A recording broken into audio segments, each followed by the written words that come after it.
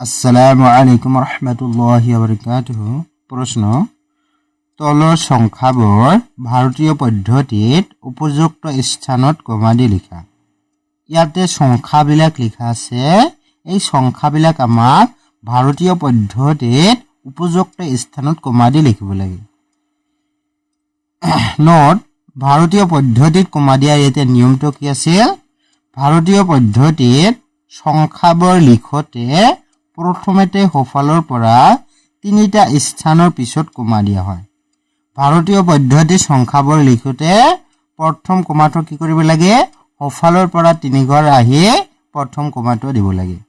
তাৰ পিছত প্ৰতি দুটা স্থানৰ মূৰে মূৰে কমা দি সংখ্যাবোৰ লিখা হয়। তাৰ পিছৰ কমাবোৰ কি কৰিব লাগে? প্ৰতি দুটা স্থানৰ মূৰে মূৰে আহি আমাক কমাবিলাক দিব লাগে। এইটো এটা সংখ্যা হয়। এটা আমাক কেনেকৈ দিব লাগে কমা? সোঁফালৰ পৰা তিনি ঘৰ আহি, এক ঘৰ, দুই ঘৰ, তিনি ঘৰ আহিছোঁ, অহাৰ পিছত প্ৰথম কমাটো দিয়া হৈছে। তাৰপিছত আমাক কি কৰিব লাগে? প্ৰতি দুটা স্থানৰ মূৰে মূৰে কমা দি সংখ্যাবোৰ লিখিব লাগে। এক ঘৰ, দুই ঘৰ, দুই ঘৰ পিছত কমা দিয়া হৈছে, যিহেতু আৰু এইফালে এটা অংক আছে আৰু কমা দিব নালাগে। এইটো এটা সংখ্যা হয়। প্ৰথম কমাটো কি হৈছে? তিনি ঘৰ আহি দিয়া হৈছে, এক ঘৰ, দুই ঘৰ, তিনি ঘৰ, তিনি ঘৰ আহি প্ৰথম কমাটো দিয়া হৈছে। তাৰ পিছত দুটা স্থানৰ পিছত আকৌ এটা কমা দিয়া হৈছে, যিহেতু এটা দুটা ঘৰ আছে আৰু কমা দিব নালাগে। এইটো এটা সংখ্যা হয়। প্ৰথম কমাটো আমাক তিনি ঘৰ আহি দিয়া হৈছে, এক ঘৰ, দুই ঘৰ, তিনি ঘৰ বা তিনিটা স্থানৰ পিছত কমা দিয়া হৈছে।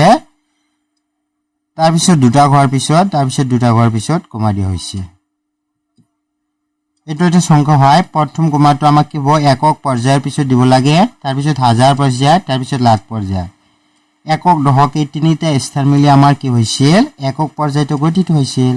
প্ৰথম কমাটো কি কৰিবলৈ আমাক একক পৰ্যায়ৰ পিছত দিব লাগে। তাৰপিছত কমাটো আমাক কি হ'ব? হাজাৰ পৰ্যায়ৰ পিছত দিব লাগে।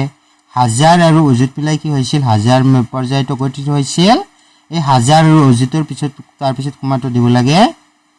আৰু এইটো কি আছিল? লাখ পৰ্যায়। লাখ আৰু নিযুত মিলাই কি হৈছিল? লাখ পৰ্যায়টো গতি হৈছিল। এই লাখ পৰ্যায়ৰ পিছত আন এটা কমা দিব লাগে। আৰু এনেধৰণে আমাক কি কৰিব লাগে? প্ৰতি দুটা স্থানৰ মূৰে মূৰে কমা দি সংখ্যাবোৰ লিখিব লাগে। এইটো এটা সংখ্যা হয়। প্ৰথম কমাটো তিনি ঘৰ আহি দিয়া হৈছে, তাৰপিছত দুটা ঘৰ আহি দিয়া হৈছে, তাৰপিছত দুটা ঘৰ আহি দিয়া হৈছে। এনেধৰণে আমাক যিমানবিলাক সংখ্যা দিয়া থাকক নহয় কিয়, আমি নিজে নিজে যদি বুজি পাওঁ গোটেইবিলাক নিজে নিজে কৰিব পাৰোঁ।